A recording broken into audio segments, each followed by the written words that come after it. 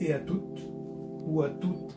Et alors, ce que je vais vous montrer aujourd'hui, c'est de quelle manière on peut mécaniquement régler, remettre en état, dans le cas où vous avez déménagé cette machine et que elle a chuté, elle est tombée, vous aurez des problèmes ensuite pour l'utiliser convenablement.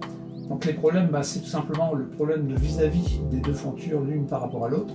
Le problème supplémentaire, c'est la parallélité entre la fonture de devant et la fonture de derrière. Moi, je ne vais m'occuper que de ça, c'est de vous expliquer par le menu de quelle manière réaliser ces différents travaux. Pour cela, il n'est pas nécessaire d'avoir un outillage compliqué. Vous verrez de toute façon que avec les outillages qu'on peut avoir à la maison, il suffit même d'utiliser quasiment des outils que vous avez sous la main avec votre machine ou avec une machine à coudre, un petit tournevis, des petits éléments pour faire levier, un aspirateur, une brosse, un pinceau, il me semble bien que j'ai fait le tour, et une clé de 13. Et une clé de 13. Voilà, pour remettre en état une machine. Vous allez voir, franchement, il faut déjà de la patience, surtout, de la dextérité, de l'outillage, et j'ai oublié de vous dire, oui, il faut une cale en bois. Une cale en bois que vous verrez dans les vidéos comment je l'utilise. Voilà, de quelle manière vous allez pouvoir vous y prendre. Maintenant, on va commencer justement par ramener cette machine dans le lieu où je vais la remettre en état, enfin, la remettre en état, vous montrer comment remettre en état, parce que je l'ai déjà remise en état. Et voilà, on va y aller. Alors, on va voir ensemble un démontage de fonture, c'est bien ça? Oui. Donc c'est bien fonture. Alors il y a plusieurs précautions avant de faire quoi que ce soit, et je dirais de mettre des repères. Donc là, on a bien les aiguilles qui sont en face, ou plutôt la fente des aiguilles qui sont en face des numéros. Donc ça, il ne faut pas l'oublier, parce qu'on va devoir démonter cette petite partie-là, dans un premier temps. Donc, on va devoir effectuer le retournement de la machine. Chose à faire, c'est déjà, comme on a démonté la machine, qu'on l'a mise sur une table ou un établi, peu importe, on retourne la bestiole.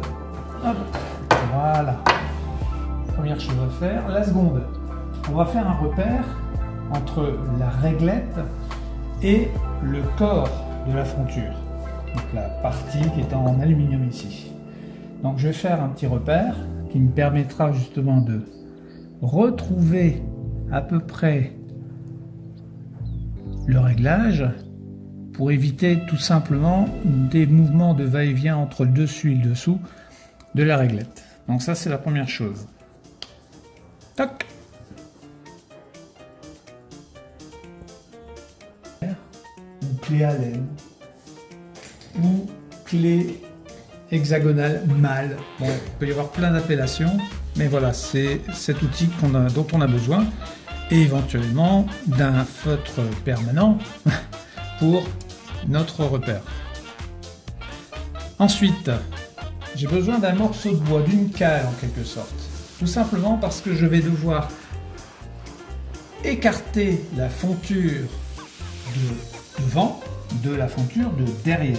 Je m'explique. Là ici on a les fameux petits éléments qui permettent justement de remonter tout ça. Voilà. Mais pour tenir la fonture ouverte, eh bien on va mettre une cale. Voilà, normalement c'est bon. Donc ça c'est bon. Ensuite, on a besoin de desserrer ces petites vis qui retiennent la fameuse réglette.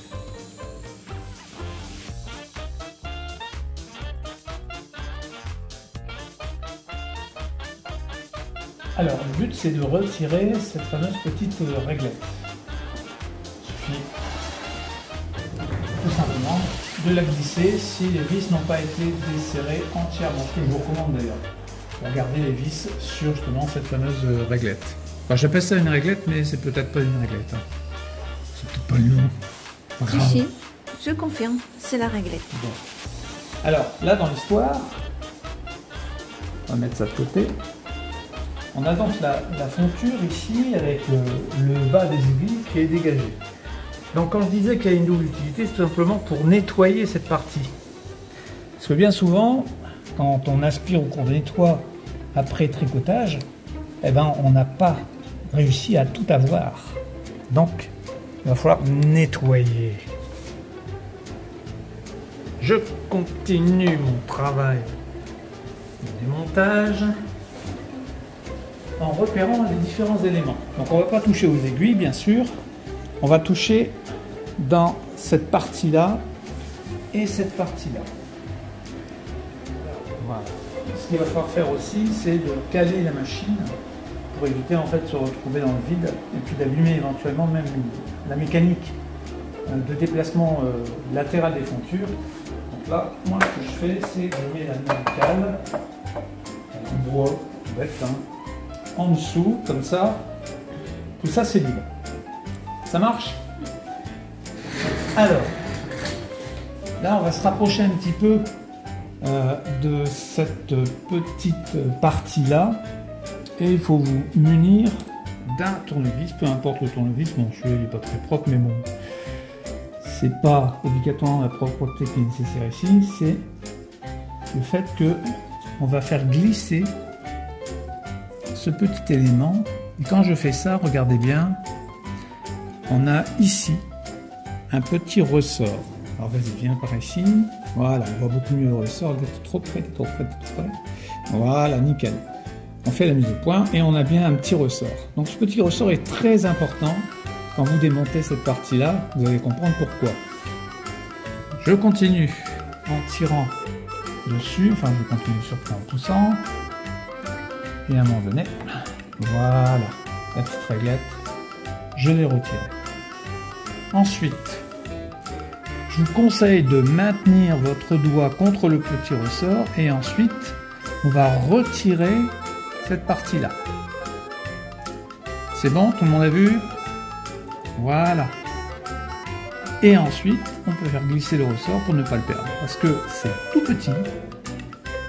Et ça peut se mettre dans les infractuosités de votre machine, à l'intérieur. Bref, c'est un ressort, donc ça rebondit au moment où vous démontez. Donc, toutes ces précautions sont nécessaires. Donc bien sûr, on va devoir faire la même chose de ce côté-ci. Attention, voilà, je glisse, je glisse, je glisse, je glisse. Et on voit bien le petit ressort qui est ici. D'accord? Donc je vais mettre mon doigt, plutôt, je vais tenter de faire le nécessaire pour retenir le ressort, pour éviter qu'il ne saute. Oui. Ouais, faites pas ce que je viens de faire, ça raye l'aluminium, puisque le tournevis, c'est de l'acier trempé. Donc même opération. On retire le petit levier et ensuite on vient faire glisser le ressort de manière à... Là maintenant notre fonture elle est libérée. C'est-à-dire qu'on peut la déplacer comme on veut. Donc là, je vais glisser par ici, je vais glisser par là et on va pouvoir la retirer. Bon, non sans difficulté bien sûr parce que ce sont des glissières. Et donc, on peut très bien avoir quelques difficultés. Voilà. Donc il faut que ce soit vraiment parallèle, hein, sinon ça ne glisse pas. Voilà. Alors si je vous montre ce côté-ci, c'est pas pour rien, c'est tout simplement parce que regardez bien, on a des engrenages en nylon ici. Donc ces engrenages viennent se mettre en rapport avec cette partie ici qui va permettre tout simplement le déplacement parallèle de manière à ce que vous soyez toujours à la même distance de la fonture arrière. Voilà. Alors pourquoi démonter? Tout simplement pour nettoyer, éventuellement régler, parce que à la suite d'un choc sur justement cette machine, eh bien le réglage de parallélité entre la fonture arrière et la fonture avant, eh bien ça s'est décalé. Et quand on fait ça, enfin quand il arrive ça, vous pourriez très bien avoir des problèmes au moment de de tricoter tout simplement. Il est préférable quand même de remonter l'intégralité des aiguilles avant d'effectuer le nettoyage, d'autant que si vous voulez vraiment faire un nettoyage en profondeur, il vaut mieux utiliser un petit pinceau et l'aspirateur derrière pour pouvoir effectuer le nettoyage.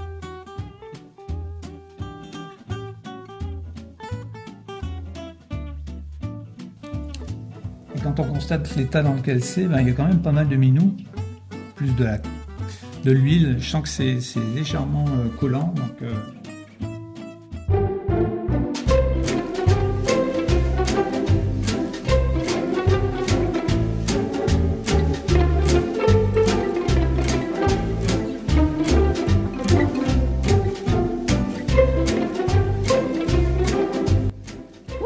là, je vais nettoyer le fond, parce qu'il y a encore quelques traces. Donc avec un pinceau très fin.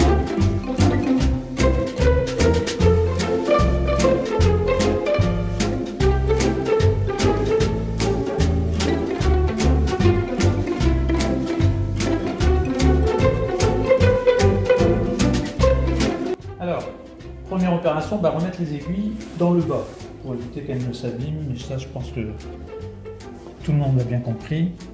Ces petits éléments qui sont assez fragiles tout de même si c'est en acier.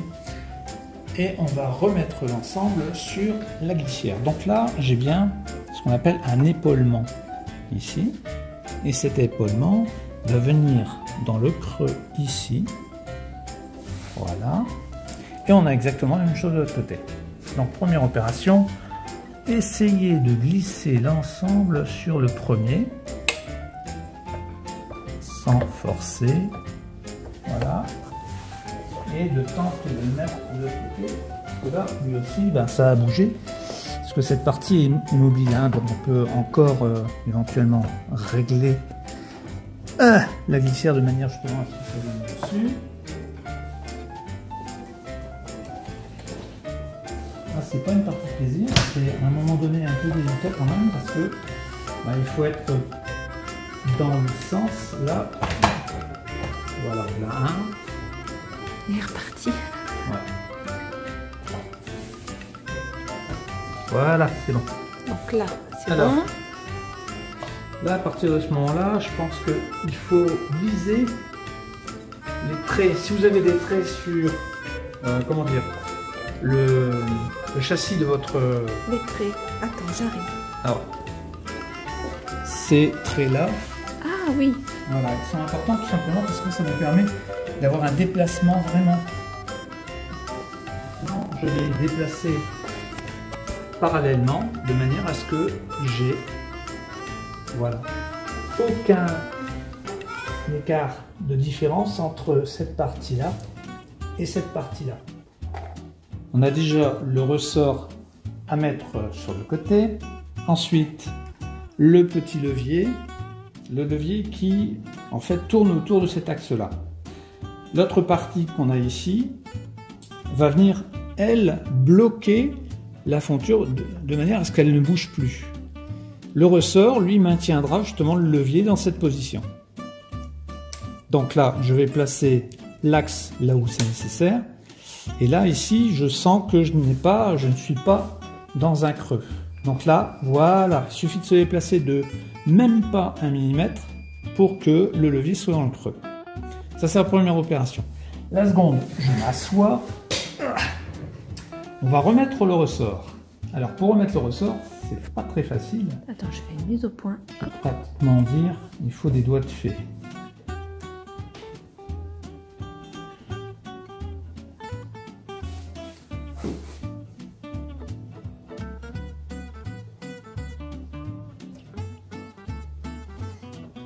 Non, si vous avez un truc pour le faire, moi, il n'y a pas de souci.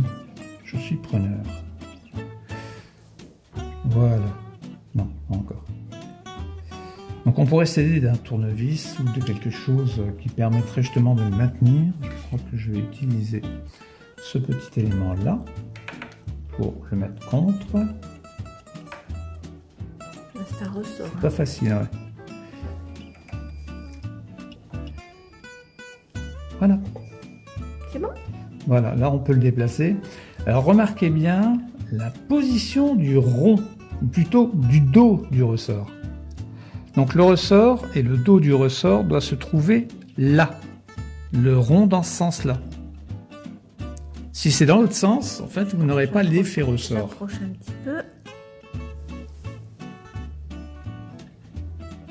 Voilà. D'accord. Je ne sais pas si tout le monde a vu. Pour ceux qui sont au fond de la classe.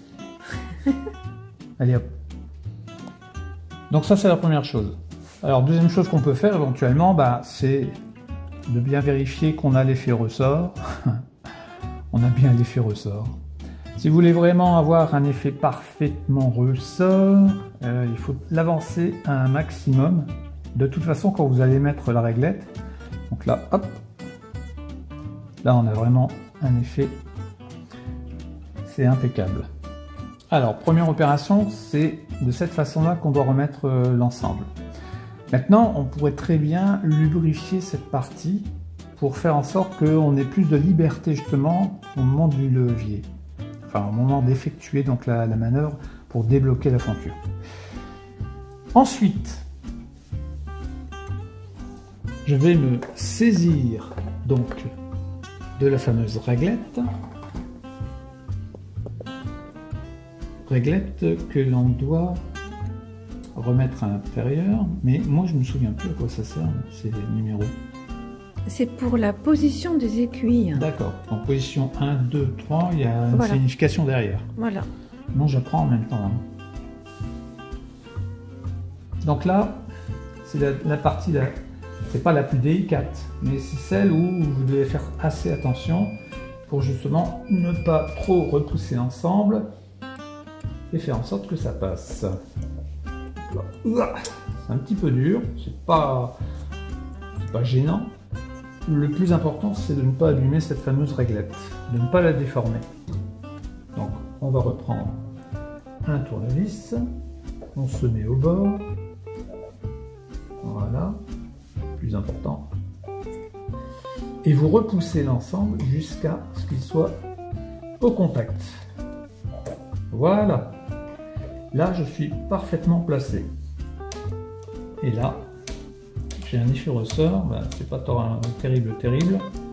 Il y a un petit blocage qui est dû certainement à cette fameuse réglette. Je sais qu'il y a une position de manière à ce que... Ouais, c'est pas top. Alors, je vais quand même vous... Enfin, pas vous montrer, mais je vais quand même lubrifier le dessus pour faire en sorte que ce soit bien libre quand la réglette en aluminium sera installée. Donc là, je vais mettre 2 points de colle, enfin 2 points de colle, 2 points de graisse, s'il veut bien. Voilà, là un premier. Quand je vous dis que c'est de la graisse simple, regardez, c'est un vieux tube de Velux, de restauration d'un Velux, que j'utilise justement pour ça. Voilà, ça c'est une première chose. La seconde, bah, on va remettre la réglette. Le ressort, de toute façon, il n'a pas bougé entre deux. Non, non. Le ressort, de toute façon, il va être poussé quand tu vas le mettre. Donc la réglette, en fait, il ne faut pas forcer. Vous maintenez, c'est tout. Et ensuite, voilà. Alors, je dis la réglette, oui, c'est une règle. Si. C'est une règle. Voilà, là, je suis au bout. Choup. Et on va jusqu'au bout. Il y a encore un souci. Il y a encore un souci. C'est pas libre. Alors, est-ce que là c'est mieux? Non, c'est pas mieux. Non, faut pas hésiter. Hein. C'était plus libre tout à l'heure? Ah oui, hein. C'est beaucoup plus libre. On va pas des mains. Parce que ça, on s'en sert souvent hein, de ce petit truc-là. Bah oui, c'est pour ça qu'il vaut mieux qu'il soit bien installé. Ça frotte. Peut-être par en dessous, mettre de l'huile, enfin de la graisse, je sais pas. Mais de l'huile. Alors, est-ce que on a un souci? C'est bon. Non, c'est correct. Je comprends pas pourquoi. Parce que là, en fait, ça marche. Là, il y a un papier. c'est bien. La réglette, elle est peut-être un peu trop déformée. Je sais pas. On va quand même par conscience mettre un peu d'huile dedans. De Pour être graisse. sûr de, oui, de graisse. Pour être sûr que ça soit bien vérifié. Mettre des tonnes, ça sert à rien. Voilà. Et éventuellement ici aussi, pour que ça glisse correctement.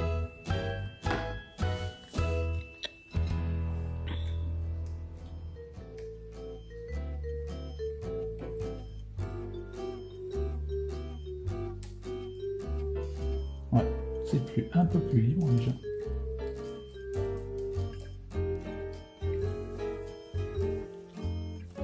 Petit ressort.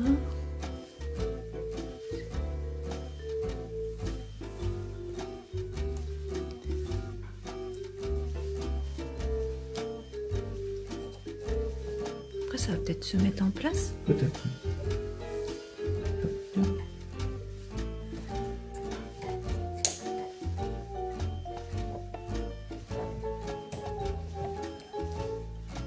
C'est déjà un peu mieux.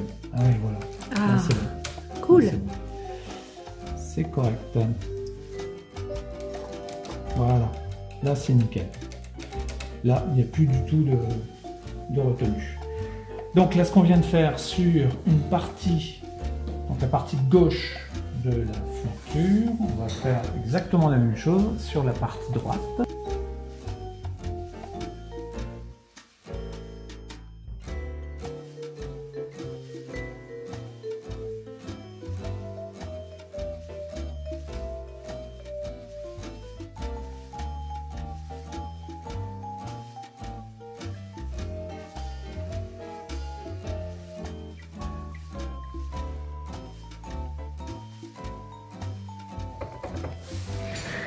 Donc là, on peut constater qu'on est bien avec un écart parfaitement régulier d'un bout à l'autre des deux fontures.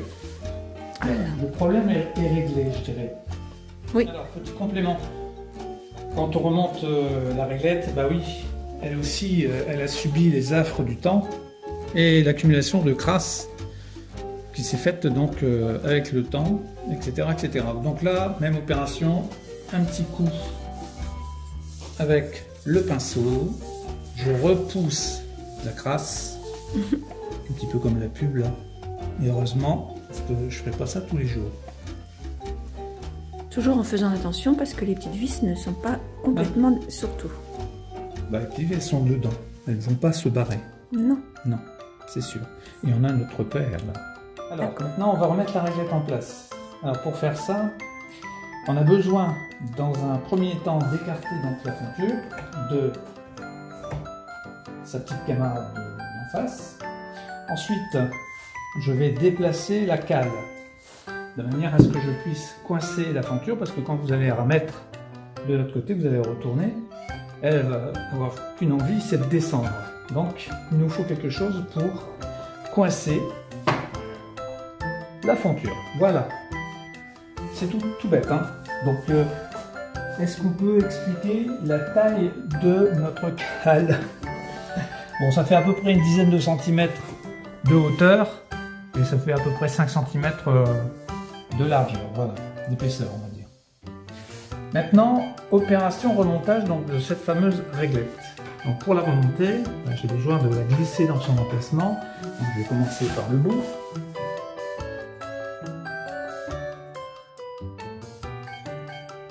Jusqu'à ce qu'on retrouve notre repère. Alors. Et mon repère, il est là. Et voilà. Attends, je vais zoomer un petit Okay. peu. Donc ici. Tu peux descendre. Allez. Voilà. Impeccable. Ceci étant fait, on s'équipe donc de la fameuse clé Allen BTR hexagonale. Je vais quand même en mettre parfaitement comme c'était. Voilà. Vous maintenez bien donc, la réglette et vous revenez serrer ensuite tout simplement. Voilà, sans forcer, ça sert à rien. Voilà. j'ai resserré. Donc là aussi, je resserre celle-ci. Donc j'en ai fait deux. Alors je vous explique pour quelle raison. J'ai dû remonter, enfin plutôt descendu la fonture. Là elle est remontée, mais quand elle est en position normale, elle est descendue. Tout simplement pour libérer cette petite vis. Tout simplement parce que elle serait derrière ce cache. Voilà, donc pour libérer cette vis et faire en sorte de pouvoir la resserrer. Donc c'est pour ça qu'on remonte la fonture. Donc je vais le faire comme disent les grands youtubeurs en off. Voilà. Le remontage de cette réglette est terminé.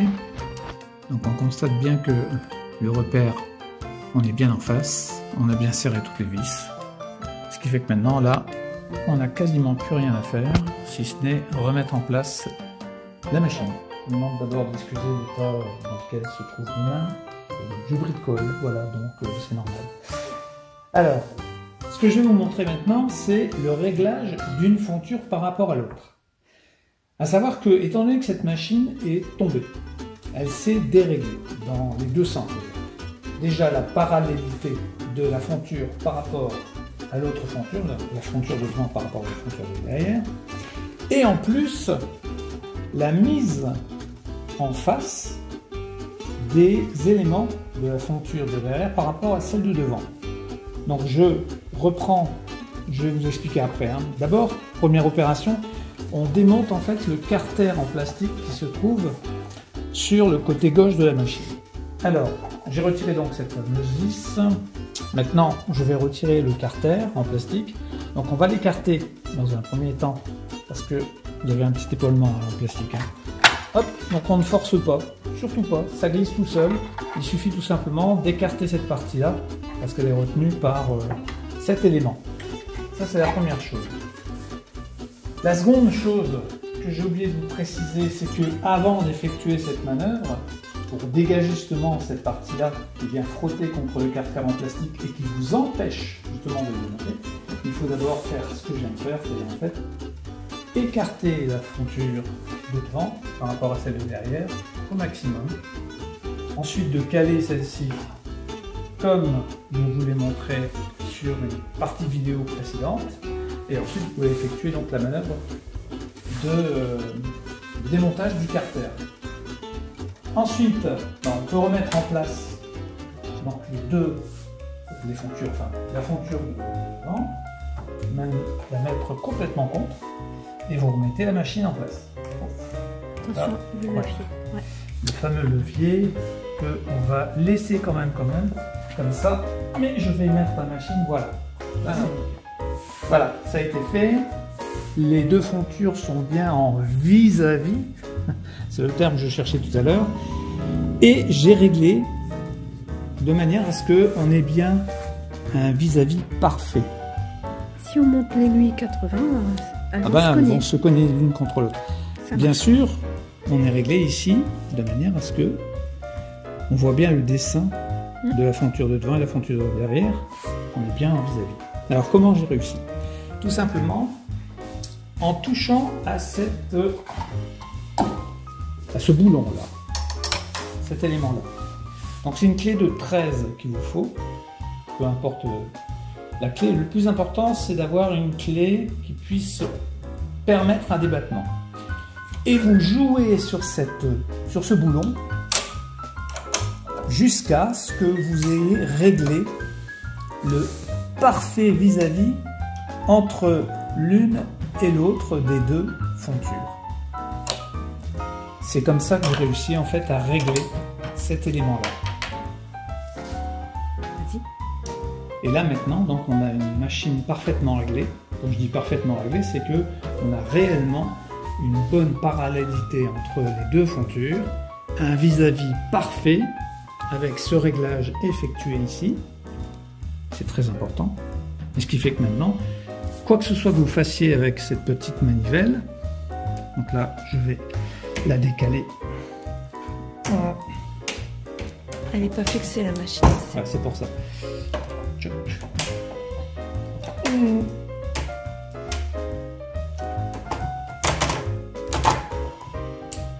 Voilà, là on a un décalage.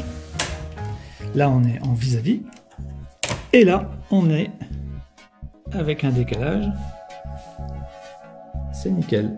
Ouais, donc en fait, ouais, je comprends. La pièce là arrive au milieu, en face On est décalé, voilà. de l'aiguille. Ils sont parfaitement décalés. La machine est remontée. Elle est branchée donc sur le moteur. On a bien réglé donc les pattes. On a l'ensemble des éléments qui sont à portée de main. Je veux dire, en fait, là, ergonomiquement, c'est parfait. Maintenant, si on veut remonter, ça ne pose aucun problème. Maintenant, je peux la mettre au maximum. Et là, il reste bloqué parce que justement, tous ces éléments-là sont bien réglés. Le système d'engrenage n'est pas décalé. Et ici, en plus, on a bien les deux fontures qui sont en vis-à-vis. Je dirais que c'est quasiment parfait. Voilà, ce qu'il faut savoir aussi, c'est que si un jour vous avez le petit ressort qui fait revenir en fait ce petit levier qui vient pour quelques raisons à casser ou éventuellement à se déplacer, parce que ça peut arriver aussi à la suite d'un déménagement par exemple, le ressort qui se trouve pour ramener le levier là vient se déplacer et malheureusement ça peut très bien faire en sorte que votre fonture est débloquée, enfin elle est bloquée dans ce sens-là, et vous ne pouvez plus revenir, ou plutôt vous allez devoir forcer ou mettre un élastique pour maintenir votre petit levier. Alors, pour faire en sorte que le ressort soit remis en place, il suffit tout simplement de faire levier sur le petit carré qui est en dessous. Là. Vous le voyez, un tout petit carré ici au bout de mon doigt. En fait, vous prenez un petit outil et vous remontez en fait cette réglette jusqu'en haut et vous allez accéder donc à la mécanique du levier avec le ressort. Donc si le ressort est descendu par exemple, c'est déjà arrivé, ça nous est arrivé déjà, le ressort est complètement descendu ici à ce niveau-là. Donc il faut le remonter pour qu'il soit approximativement à cette position. Je dirais pratiquement en face du 2 si je devais laisser la réglette en place. Voilà. Donc le ressort, il est juste derrière. Voilà, c'est tout ce que j'avais à dire. Et comment elle descend maintenant? Alors maintenant, ça descend parfaitement. Ça glisse en plus. Parce que j'ai lubrifié l'ensemble, ce qui fait que maintenant, c'est très facile à se remettre en place. Et si je veux le mettre au maximum, je n'ai qu'à remonter. Voilà. Tout fonctionne, ça glisse. La vidéo est terminée. Vidéo de remise en état, d'entretien, de nettoyage, mais surtout faire en sorte que cette machine fonctionne correctement parce qu'il y avait vraiment un problème dessus. Donc ça a été résolu. Maintenant tout coulisse correctement. Donc on l'a pas encore testé, mais j'ai aucun doute sur l'efficacité des réparations qui ont été effectuées dessus. Voilà, c'est tout ce que j'avais à vous montrer, c'est déjà pas mal. Donc je vous souhaite une bonne continuation. Il se peut que je revienne un jour sur la chaîne de mon épouse pour vous montrer d'autres éléments à entretenir ou à démonter si c'est nécessaire.